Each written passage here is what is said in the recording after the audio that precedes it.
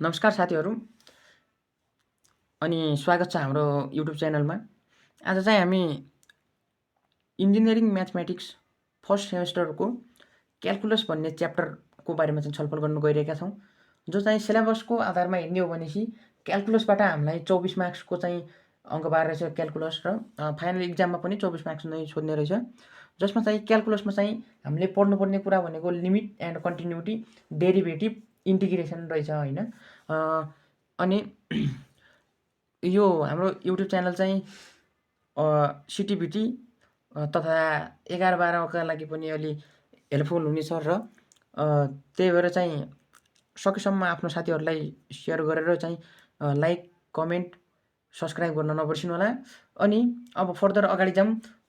What is calculus? अब calculus पढिरहेको छु होइन। अब एक्चुअल मिनिङ अफ क्यालकुलस अथवा क्यालकुलस भनेको के हो त भन्ने कुरा थाहा छैन भने चाहिँ त्यो अलि खल्लो लाग्न सक्छ होइन। त्यही भएर क्यालकुलस भनेको के हो त? सबभन्दा पहिला त क्यालकुलस भनेको के हो त्यो बुझ्नु पऱ्यो नि त होइन। अब क्यालकुलस भनेको चाहिँ म्याथमेटिक्सको चेन्जको चाहिँ म्याथमेटिकल स्टडी भनेको नै के हो? क्यालकुलस हो हाम्रो। जस्तो यहाँ पनि लेखेको छ होइन, calculus is the mathematical study of continuous change. अब जुन हाम्रो दैनिक जीवनमा चेन्ज भइरहेको हुन्छन्, चेन्जेसहरू हुन्छन्, ती चेन्जेसहरूको म्याथमेटिकल स्टडी भनेको नै के हो?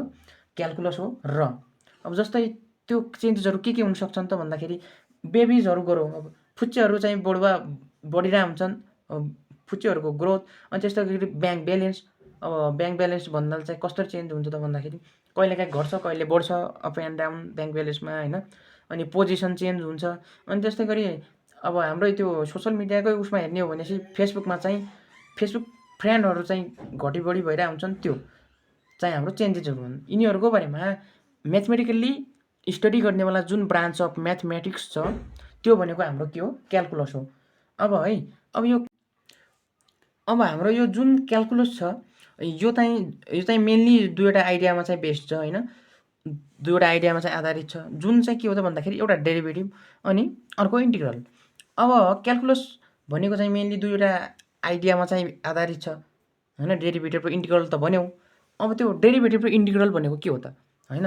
अब हेरौँ, डेरिभेटिभ भनेको छ how fast something is change.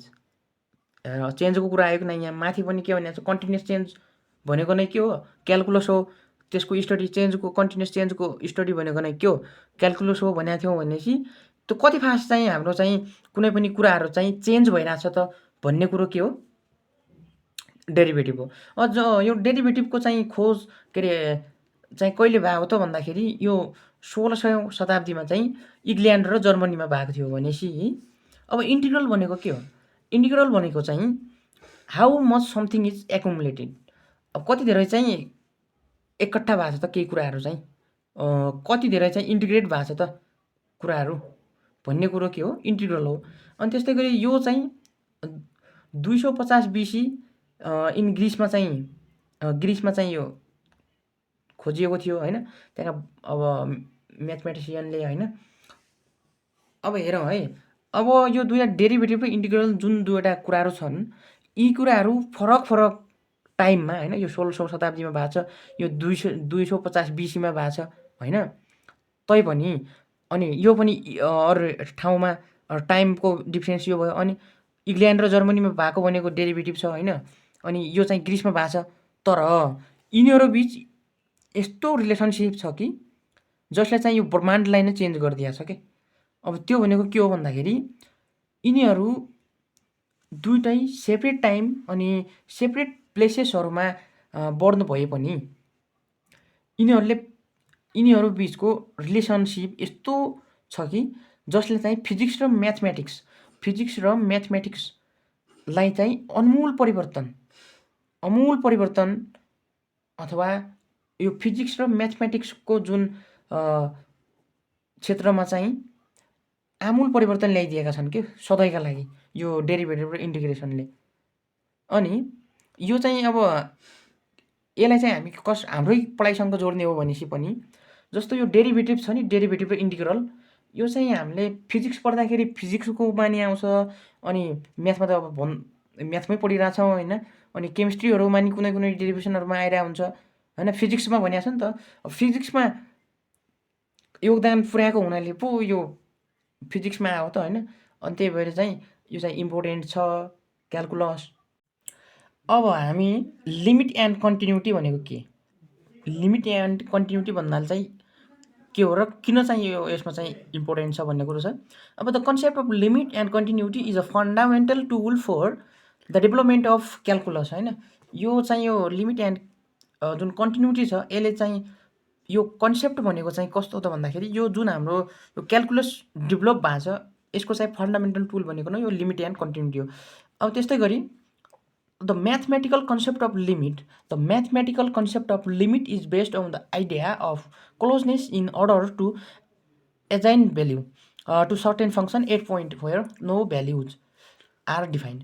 अब यो लिमिटको म्याथमेटिकल कन्सेप्ट के हो त भन्दाखेरि कति क्लोज छ त त्यो दिएको भ्याल्युसँग कुनै पनि पोइन्टमा त्यहाँ पोइन्टमा भएको भ्याल्युहरू चाहिँ डिफाइन्ड छैनन् होइन, त्यहाँ कुनै पनि भ्याल्युहरू डिफाइन्ड छैनन्, तर चाहिँ त्यो अनडिफाइन्ड भ्याल्यु चाहिँ त्यो लिमिटको त्यो दिएको भ्याल्युको चाहिँ कति क्लोज छ भन्ने कुरा जुन हो त्यो चाहिँ लिमिट हो होइन। अब त्यस्तै गरी लिमिट अफ फङ्सन भन्नाले चाहिँ के हो त, लिमिट अफ फङ्सन भन्नाले चाहिँ के हो त भन्दाखेरि यो लिमिट अफ फङ्सन पढ्नुभन्दा अगाडि पनि हामीले चाहिँ बुझ्नुपर्ने कुरा छ फङ्सन भनेको के हो त होइन। फङ्सन भनेको अब थोरै सामान्य जानकारी दिइहालौँ फङ्सनको बारेमा पनि। लेट होइन, यदि x and y are two given functions होइन, दुईवटा चाहिँ फङ्सनहरू छन्, त्यसमा चाहिँ a rule or mapping in which every element of x assigned to a unique element of y is called a function from x to y and we can write. अब जुन यो एक्स भन्नेवाला एउटा सेट छ अनि why भन्नेवाला अर्को set छ होइन, दुईवटा सेट छन् एक्स एन्ड वाइ। अब यो यसमा चाहिँ जुन यो एक्सले यो वाइसँग चाहिँ प्रत्येकले प्रत्येकसँग के अरे युनिक एलिमेन्टसँग बनाएको जुन हाम्रो रिलेसन छ त्यो नै हाम्रो के हो फङ्सन हो होइन। जस्तै यसमा यो फङ्सन भनेको यो हो भनेदेखि अब यसमा चाहिँ हामीले बुझ्नुपर्ने कुरा अझै छन् होइन। एउटा डोमेन छ, अर्को कोडोमेन छ, अनि रेन्ज भनेको के हो। अब डोमेन भन्नाले चाहिँ जुन यो एक्समा यो जुन यो function x tends to y छ यसमा चाहिँ एक्स भनेको चाहिँ के हो त भन्दाखेरि यो भनेको त हाम्रो यो भन्नाले चाहिँ हाम्रो डोमेन हो। यो साइडतिर रहेका प्रत्येक अब अहिले चाहिँ एक्स र वाइ मात्रै दुईवटा मात्रै छन् होइन, पछि यहाँ सपोज यहाँ ए नि हुनसक्छ, यहाँ बी नि हुनसक्छ होइन, सी हुनसक्छ, यहाँ 1 या 2 या 3 हुनसक्छ होइन। अनि यसले यस्तो बनाउला। अनि त्यस्तै गरी यो जुन एक्स साइडतिर छन् अथवा यो साइडतिर भएका जुन हाम्रा यी एलिमेन्टहरू छन् यिनीहरू चाहिँ के हुन् भन्दाखेरि यिनीहरू चाहिँ डोमेन हुन्। अनि त्यस्तै गरी यता यो वाइ साइडतिर भएका जुन प्रत्येक एलिमेन्टहरू के हुन् यिनीहरू हुन् कोडोमेन हुन्। अनि अब यति कुरा भइसकेपछि कोडोमेन भइसकेपछि रेन्ज भनेको के हो त। अब रेन्ज भन्नाले चाहिँ यो वाइ साइडतिर छन् नि जति पनि यो साइडतिर भएका सबसेटहरू भनेका के हुन् त भन्दाखेरि रेन्ज हो होइन, रेन्ज हो। अब यसमा चाहिँ लिमिट अब है त यो म्याथमेटिकलले चाहिँ कसरी डिफाइन गरेको छ त यो लिमिटलाई भन्ने कुरो छ। अब लिमिट भन्नाले चाहिँ यदि f of x is a function होइन, let f of x be a given function then limit of f of x at x is equals to a is denoted by limit x tends to a f of x. यो भनेको यो जुन limit छ त्यो लिमिटमा भएको फङ्सनलाई लिमिटको रूपमा कुनै पनि फङ्सनलाई लिमिटको रूपमा लेख्दाखेरि limit x tends to a f of एक्सले यसरी चाहिँ यसलाई चाहिँ डिनोटेड गरिन्छ होइन। अब लिमिट पनि दुईवटा टाइपको छन्, एउटा लेफ्ट ह्यान्ड लिमिट अनि अर्को चाहिँ राइट ह्यान्ड लिमिट होइन। अब यो लेफ्ट ह्यान्ड लिमिट अनि त्यस्तै गरी राइट ह्यान्ड लिमिट भन्नाले चाहिँ कस्तो हो त भन्दाखेरि चाहिँ यदि कुनै पनि फङ्सन एफ अफ एक्स छ होइन त्यो फङ्सनमा चाहिँ limit x tends to a को पावरमा जुन हाम्रो चाहिँ माइनस छ त्यो भनेको चाहिँ हाम्रो चाहिँ के जनाउँछ त्यो भनेको हाम्रो लेफ्ट ह्यान्ड लिमिट जनाउँछ। यो भन्नाले चाहिँ अब फर्स्टमा त हाम्रो लिमिट एक्स टेन्ड्स टु ए भनेको त हाम्रो एफ अफ एक्स भनेको त के हुन्छ, त्यो भनेको त लिमिट नै छ माथि, होइन। अब यो लेफ्ट ह्यान्ड लिमिट भन्ने बित्तिकै यो ए को यो पावरमा चाहिँ नेगेटिभ हुन्छ र यसलाई चाहिँ के भनिन्छ, लेफ्ट ह्यान्ड साइड लिमिट भनिन्छ। अब त्यस्तै गरी राइट ह्यान्ड साइड लिमिट भनेको के हो त भन्दाखेरि यदि कुनै पनि फङ्सन एफ अफ एक्स छ, होइन, अब यसमा चाहिँ राइट ह्यान्ड साइड लिमिट भनेको चाहिँ अब माथि जस्तै लिमिट दिएको छ भनेपछि एक्स टेन्ड्स टु ए दिएको छ, एफ अफ एक्स छ, होइन। अब यो ए को माथि पोजिटिभ सिम्बोल छ, साइन छ भनेपछि त्यसलाई चाहिँ हामी राइट ह्यान्ड साइड लिमिट भन्छौँ, होइन। अब यो चाहिँ हाम्रो खासमा चाहिँ यो अब फर्दर अब नेक्स्ट भिडियोमा आउँछ कन्टिन्युटी, होइन। त्यो कन्टिन्युटीमा युज हुन्छ यो, होइन। अनि त्यसमा डिटेलली अझ यो चाहिँ अझ यसको युज चाहिँ त्यसमा भइरहेको हुन्छ, होइन। त्यस्तै गरी अब एक्जिस्टेन्स अफ लिमिट भनेको के हो त, एक्जिस्टेन्स अफ लिमिट भनेको के हो। अब यदि कुनै पनि लिमिटमा यदि यो right hand side is equals to left hand side is equals to बराबर, यिनी लेफ्ट ह्यान्ड साइड र राइट ह्यान्ड साइड लिमिट बराबर छ भनेपछि यो लिमिट पनि त्योसित बराबर हुन्छ र त्यो कन्डिसन भनेको नै के हो, हाम्रो एक्जिस्टेन्स अफ लिमिट भन्ने गरिन्छ त्यो कन्डिसनलाई, जो चाहिँ यहाँ दिएको छ। तपाईँहरू यहाँ स्क्रिनसट पनि गर्न सक्नुहुन्छ। अनि अब यसमा लेखेको कुरा के छ त है, त्यो हेरौँ। अब if the right hand limit x tends to a को power positive plus f of x and left hand limit x tends to a को power negative f of x both are exist and are equal, then limit x tends to a f of x is exist, जो भनेको नै के हो, existence of limit हो। अब यहाँ माथि हेर्दाखेरि यहाँ पनि एक्स टेन्ड्स टु ए, होइन, यहाँ पनि एक्स टेन्ड्स टु ए छ, यसमा नि एक्स टेन्ड्स टु ए छ, अनि यसमा नि एक्स टेन्ड्स टु ए छ। त अब यो एक्स टेन्ड्स टु ए भनेको चाहिँ के हो त, त्यसको मिनिङ हेरौँ है त। यदि let x be a variable and a be a constant, यदि एक्स एउटा भेरिएबल हो अनि ए चाहिँ कन्स्ट्यान्ट हो भनेपछि अब हाम्रो यो एक्सको भ्याल्यु जुन छ, हाम्रो यो एक्सको भ्याल्यु क्लोजर टु ए को क्लोजर आउँछ भनेपछि त्यो कन्डिसनलाई हामी एक्स टेन्ड्स टु ए भन्छौँ, जसलाई एक्स टेन्ड्स टु ए भन्छौँ हामी। अनि यो भनेको चाहिँ हाम्रो एक्स टेन्ड्स टु ए भनेको के हो भन्दाखेरि यो एक्स छ नि, जुन यो एक्स, यो चाहिँ एक्सको नजिक, के अरे ए को नजिक हो, ए को भ्याल्युको नजिक हो, तर ए होइन, does not equals to a but nearly equal to a भन्न पाइन्छ हामीले। यो meaning of x tends to a को मिनिङ चाहिँ यो। अब यो लिमिट चाहिँ किन इम्पोर्टेन्ट छ त, हाम्रो किन पढिरहेछौँ अहिले हामी, यो क्यालकुलसमा लिमिटको के महत्त्व छ भन्ने कुरा अब थाहा हुन्छ है। अब हामीले 9-10मा पढ्ने बेला हुन्थ्यो नि, जस्तो फङ्सनहरू हुन्थ्यो, होइन, एल्जेब्रामा। अब त्यसमा चाहिँ फङ्सनहरू दिया हुन्थ्यो, जस्तो यहीँ हेरौँ, होइन, इक्जाम्पलका लागि f of x is equals to 2x - 2 दिएको छ, अनि x tends to x is equals to 2 छ। अब यसमा फङ्सनल भ्यालु निकाल्नु परिरहेको हुन्थ्यो हामीले, जसमा चाहिँ हामी एक्सको ठाउँमा 2 राख्थ्यौँ र फङ्सनल भ्यालु आउँथ्यो, होइन। अब फङ्सनल भ्यालु निकाल्ने हो भनेपछि यसमा 2 × 2 - 2, अब यो भनेको 4 - 2 भनेको चाहिँ 2। अब यसमा F2 यसको फङ्सनल भ्यालु 2 आयो, होइन। यस्तै गरी यसमा नि गर्न सकिन्थ्यो होला नि त। किन चाहिँ यो लिमिट चाहिँ आवश्यक भयो त फङ्सनहरूका लागि, किन चाहिँ यसको नेसेसिटी भयो भन्ने कुरा अब यो इक्जाम्पल 2 हेरौँ है त। अब यदि यस्तो नै आउने भए यो चाहिँ के नगरे नि हुन्थ्यो, यो लिमिटको युज हो। अब यो इक्जाम्पल 2 मा हेरौँ, जसमा चाहिँ f of x is equals to x square minus 4 x - 2 दियो, 8 एक्स इज इक्वल्स टु 2। अब यसमा चाहिँ हामीले फङ्सनल भ्यालु निकाल्ने हो भनेपछि के हुने हो, यसमा 2 को स्क्वायर माइनस 4 डिभाइडेड बाई 2 - 2 हुने हो, होइन। अब यो 2 को स्क्वायर भनेको कति हो, 4 हो, 4 - 4 डिभाइडेड बाई 2 - 2 भयो। अब यो भन्नुको मतलब त 0 डिभाइडेड बाई 0 भयो, होइन।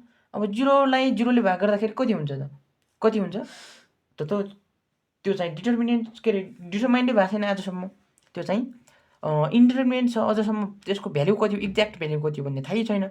त्यही हो त्यही भएर चाहिँ हामीले यस्ता जुन कन्डिसनहरू छन्, जो यस्ता यो 0/0 फर्म भनेको चाहिँ हाम्रो इन्डिटर्मिनेन्ट फर्म हो, इन्डिटर्मिनेन्ट फर्म हो हैन।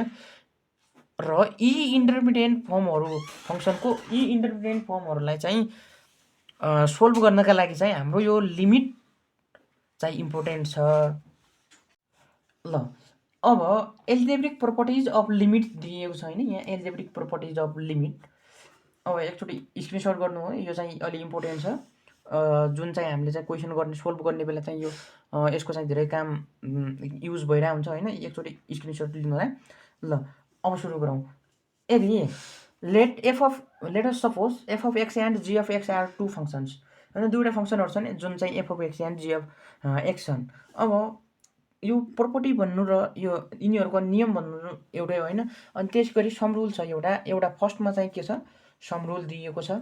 सम अथवा यसलाई डिफरेन्स रुल पनि भन्न पाइयो, किनभनेपछि एउटै हो। अनि यसमा चाहिँ के हुन्छ त भन्दाखेरि limit x tends to a छ हैन। अनि limit x tends to a कोष्टभित्र के छ, कसको f of x plus minus g of x छ। अनि त्यस्तै गरी यसलाई चाहिँ के पनि गर्न पाइने रहेछ त, यो जुन f of x छ यसलाई छुट्टै अनि यसलाई छुट्टै पनि गरेर पनि लिमिट चाहिँ निकालेर लास्टमा सम गरेर पनि आन्सर निकाल्न सकिने रहेछ। यो भन्नुको मतलब त्यो हो।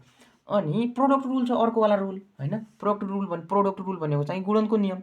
अब यो गुणन गर्दाखेरि जस्तो यहाँ माथि थियो त्यस्तै अलग अलग चाहिँ लिमिट निकालेर त्यसलाई गुणन गरेर पनि त्यसको चाहिँ लिमिट निकाल्न सकिन्छ भन्ने कुरो चाहिँ यो प्रोडक्ट रुलले चाहिँ दिन्छ, के अरे भने हो हैन। अनि त्यस्तै गरी अर्को नम्बरमा छ हाम्रो डिभिजन रुल। डिभिजन भनेको चाहिँ भाग हुन्छ नि त, त्यो भागको नियम होइन। अनि जसमा चाहिँ अब यो लिमिट छ f of x divided by g of x छ हैन। अब यसमा पनि त्यो माथि जस्तै अलग अलग फर्स्टमा चाहिँ लिमिटको अलग अलग गरेर पनि त्यसको चाहिँ डिभिजन गरेर पनि त्यसको चाहिँ लिमिट निकाल्न सकिने रहेछ भन्ने कुरो चाहिँ यो डिभिजन रुलले दिएको हुन्छ। अनि मल्टिप्लाई बाई अ कन्स्ट्यान्ट। अब यदि कुनै पनि फङ्सनलाई कन्स्ट्यान्टले मल्टिप्लाई गरिएको छ भनेपछि त्यसको लिमिट कसरी निकाल्ने त भन्ने कुरो चाहिँ यो multiply by a constant rule जुन छ, जुन प्रोपर्टी छ यसले चाहिँ दिन्छ। अनि जुन के हो भन्दाखेरि limit x tends to a c भनेको जो चाहिँ कन्स्ट्यान्ट हो, f of x भनेको फङ्सन छ भने यसको लिमिट निकाल्ने बेला चाहिँ के हुने रहेछ भन्दाखेरि जुन यो हाम्रो कन्स्ट्यान्ट छ त्यो चाहिँ अगाडि हुन्छ र limit of f of x हुने रहेछ। यो भनेको चाहिँ कन्स्ट्यान्टले मल्टिप्लाई भएको बेलाको कन्डिसन हो। अनि त्यस्तै गरी limit of a constant function. अब कन्स्ट्यान्ट फङ्सनको लिमिट के हुन्छ भन्ने कुरा, जुन कन्स्ट्यान्ट फङ्सन छ त्यो कन्स्ट्यान्ट नै त्यसको लिमिट पनि त्यो कन्स्ट्यान्टै हुन्छ। अनि त्यस्तै गरी यदि यस्तो केसमा यो limit x tends to a n under root f of x दिएको छ भनेपछि जुन यो हाम्रो लिमिट छ त्यो चाहिँ भित्र गएर भित्रको जुन फङ्सनलाई लिमिट गरिदिन्छ र त्यो बाँकी जस्ताको त्यस्तै हुन्छ र लिमिट निकालिन्छ। अनि 7 नम्बरवाला प्रोपर्टी के छ त हाम्रो भन्दाखेरि limit x tends to a log f of x छ भनेपछि यहाँ माथि जो यहाँ c अगाडि आइरहेको थियो भनेपछि यहाँ पनि लग अगाडि आउँछ र अरू सब त्यस्तै हो। खासै गाह्रो छैन, खालि बुझ्नुपर्ने मात्रै छ यसमा। अनि आजका लागि यति नै, थ्याङ्क्स। अनि यो हाम्रो युट्युब च्यानललाई के अरे लाइक कमेन्ट अनि सब्सक्राइब गरेर अलमा दबाइदिनु होला बटन। अनि आफ्नो साथीहरूलाई सकेसम्म चाहिँ सेयर गर्नु होला। अनि केही अर्को च्याप्टरहरू हजुरहरूलाई अलि कन्फ्युजन भएको च्याप्टरहरू छ भने कमेन्ट पनि गर्नु होला। र अब नेक्स्ट डे अथवा नेक्स्ट भिडियोमा चाहिँ हामी इन्डिटर्मिनेन्ट फर्महरू जो चाहिँ सेकेन्ड कन्डिसन थियो त्यसको, अनि method of finding limit of function अनि त्यो, अनि त्यस्तै गरी लिमिट अफ ट्राइगोनोमेट्रिक फङ्सनको बारेमा, अनि कन्टिन्युटी पढेर चाहिँ यसबाट कोही प्रश्नमा के अरे इक्जाममा सोधिएका क्वेसनहरू लगायत सम्पूर्ण यो अर्को भिडियोमा गर्नेछौँ। Thanks for watching.